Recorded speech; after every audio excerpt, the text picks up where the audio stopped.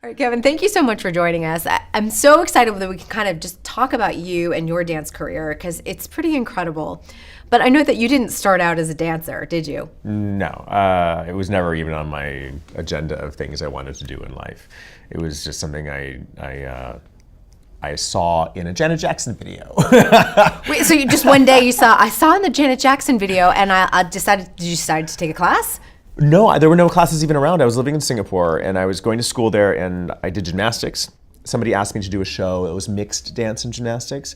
And soon after I saw the Janet Jackson video and I recorded it on a VHS tape and played it in the mirror and taught it to myself and performed it at school just because I thought it was cool and sexy. And of course, a teenager, horny, sexy, trying to sow my oats and, own my adolescence. Show off. Yeah, and it got a lot of attention and I liked the attention. That's amazing. Yeah. When did you make it from Singapore to the United States? 87, 88. So I guess late 87 was when I took my first class. And when I came to LA, I decided, well, it's fun. Let me do it as my elective, like physical ed. That was my first class. I love how men can just pick it up, start, no big deal. Girls have to start at like 3 if you don't really have a career. So, what made you decide that this was going to be your professional career? I don't know that I ever have. But you're here. I'm here, but there was no aha moment like this is definitely happening. No, never. I started taking class and I had a lot of fun, and it was easy, and that was attractive. I'd done gymnastics as a child, and so when they said, put your leg here, do these turns, turn this way, I could do everything they asked of me almost immediately because I had the flexibility, I had the center. So it just felt like, I just have to learn what dance is in order to do it. I ran out of money, and I had been given a free scholarship to take classes, so I'd been taking classes all year, and I ran out of money. And that's when I was like, could I make money at this? Is there something I could do? So I got an agent. I went to an agency call that Julie McDonald had. She signed me the next day and got me a job the day after that. And that was Debbie Gibson, Electric Youth. You were in Electric Youth? Electric Youth. Oh, yeah, I could probably still... Yeah, I can do pieces of it. That's amazing. Julie talked about it. She was really entrenched in sort of that whole MTV generation when music videos were everything. Yeah. And what was that like working on your first job? I was mortified. I was excited. And it was the idea that the money I was getting was more money than I had all year to live on. And it was not that much, but I had been living literally at $20 for a month. Wow. But I walked into the audition and it was Barry Lather, who was the whole reason I started dancing in the first place. When I saw Nasty, he was in Nasty. Yeah. He was the guy I was watching. And then I watched, the American Music Awards, and he was there with Janet doing all of her things, Control. I lost my shit when. Were you able to share that story with him? I was so nervous. Yes, he knows. He totally knows. Because I tell him every time, I'm like, oh my God, you're my hero. I don't geek out that much or fanboy that much. Prince, Barry Lather. But there's certain people. Sheila E. is amazing. Yes. Bjork, I geek out at moments. But yes, I told Barry pretty early on, and I was nervous with him so much so that I couldn't get his steps. It was my first rehearsal, and I'd never been in a situation where I couldn't pick up the steps. That's not to say it's full of myself, but it was just, I had never been challenged like that, and I'd never seen his moves. I had a vocabulary that was pretty specific. Not being able to get it, I was like, he could see me stressing, and he's like, calm down, it's okay. He was very, compassionate and helpful. And that's a stressful situation, though, when it's like your first job and you're just so green in the industry. So nervous, and full of veterans in the industry. Those dancers were pros. So I learned a lot that first job. I would imagine that you did. How long was it until you got your second job? Because Julie said that you worked nonstop when she worked with you. You're like, there were some starving moments. Not true. Yeah, from Debbie Gibson, there was 6 months of nothing. And I was living on the beach being an au pair, I can't even do laundry. It was just the worst. I feel so bad for that family. But I immediately left. When I got that check, I left and got a room in downtown in a crazy little ghetto place. And I didn't work all 6 months. I made like, maybe $75 here and there. I bought a copy of the Black Album, Prince's Black Album, before it was released, and I would burn copies of that on a little CD player and sell them on the recycler. And that's how you're making money? That's how I ate. I would try to sell a copy so that I could eat that day. And pirating the whole summer went by like that. And I was a good dancer, but I looked 5, and I had crazy mullet highlighted hair. And I was wearing like half tops and jazz shoes and bike shorts at a time when that was class or school, and I thought that's who I had to be, because that's kind of what my teacher was wearing. Mm-hmm. I thought, well, if I'm gonna do this and I gotta dress the part. Like, I'm gonna be a dancer 24/7. Dancer means dance belt. Dance belt, even walking down the street. And it wasn't until I went on a shoot and the photographer literally was like, "Okay, trim your hair." He literally went chop, chop, chop, chop, chop, and cut my mullet off. He was like, "Bye." He cut it right off. And I was like, "Okay, I wish you'd, asked, but whatever." And from that moment, I said, I'm just gonna dress how I want to dress at these auditions. Yep. As myself. I came wearing crazy outfits, like I do all the time in life, just because it's me. And people saw my style and understood me as a person suddenly. And I wasn't just that weird kid with the highlighted mullet in a jazz outfit. I was actually being a personality. And Vincent was the first person who acknowledged me for that at a Diana Ross audition. That's Vincent Patterson. Yes. And so, did you get the Diana Ross job? I didn't, but he sent Smitty up to tell me on the side. I was a little sad about it. I mean, I came wearing like 40s shoes, 80s pants, this big long like Matsuda jacket from Japan. Like I looked crazy. But he sent her over and just said, "Look, you are way too young for this job, but we wanted to tell you that you're amazing, and thank you so much for coming, and keep going, and we're just like so impressed that you're dancing in like 1940s wingtips, like attitude turns and like." On his radar. This is on his good radar. though. And this is before Blonde Ambition. And so when did Blonde Ambition come at this point? Let's see, that was probably August when I had the Diana Ross audition, and then the audition for Blonde Ambition came in late November, December, and started in January.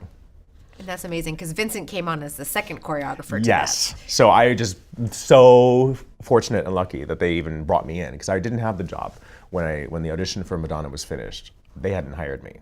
They already knew who they wanted. They were sitting down front with Madonna chatting. And then Christopher Ciccone saw my freestyle and said, "Wow, you did really good." And then I got a call from him like a week or two later. Said, "Do you want to be the associate choreographer?" And I was like, "I don't know what you're offering me." I really What does doubt. that mean? I don't know what it means, but sure. I mean, you're offering me a gig. Of course I'll take it. And it was with Carol Armitage, who I'd never met, didn't know her style, didn't know how to be her assistant. She didn't tell me either. So I was just kind of like standing around like, mimicking her movement. Yeah, and I'm like, this is really weird. Like, I mean, I love her, but like the movement, it's not pop movement. It's like a modernist sort of feel. And so I didn't know if I was supposed to be exactly mimicking her or doing my own version. She didn't last, but Vince came in, and thank God he kept me. I mean, my life completely changed from that point. And someone dropped out, and you got to go on tour. Yes, well, they didn't exactly drop out. Fired. He was Fired. He was fired. Another Kevin, also named Kevin, was fired. And it was not that he was bad. He just didn't fit with the group, and he didn't really relate. And there was no. I think it was a personality thing. Like, not that I was brilliant as a personality or anything, but I think she saw my style. She appreciated my work ethic, just like I appreciated hers. And I loved the guys, like immediately. Like I was hanging out with them instantly, like going to their hotel and getting to know them. Whereas, the other one wasn't present. He wasn't really engaged. Unbelievable. Yeah.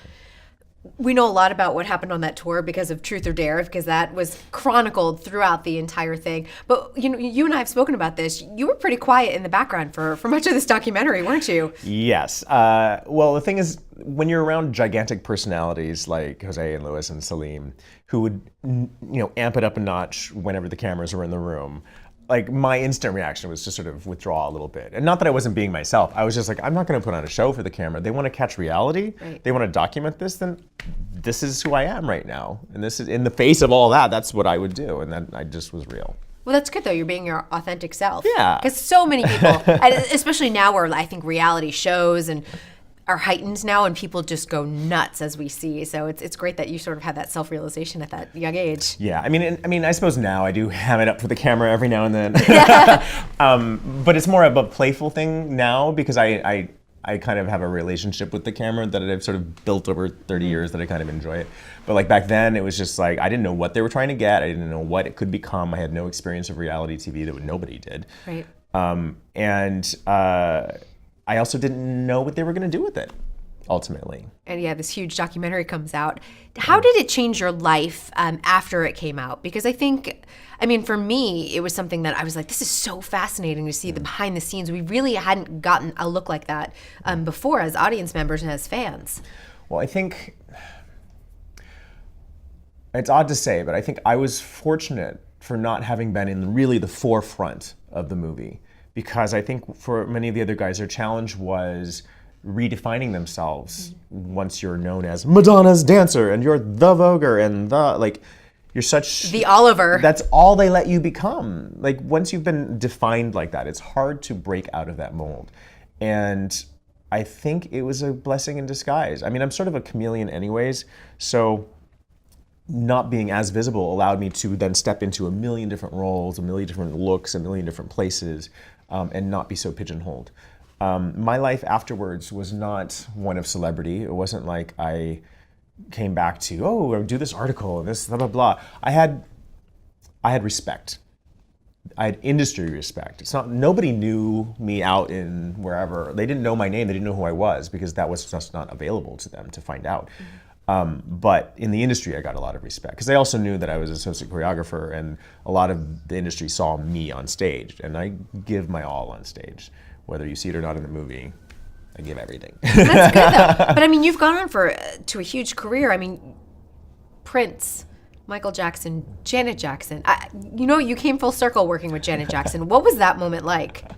I didn't get to dance with her, and that was my... oh, man. I know. I'm in the If video, but it's all Asians. Every Asian in town did it. Yeah.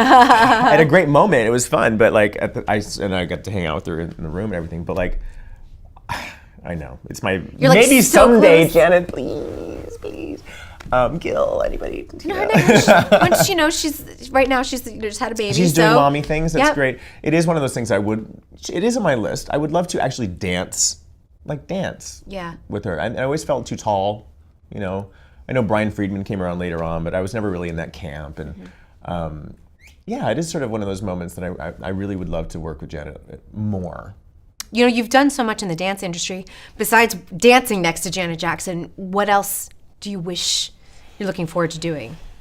Oh my gosh. I'm always looking for a challenge. Of course, I don't feel like I need to be split leaping through the air anymore. I'll let everyone else do that. Okay.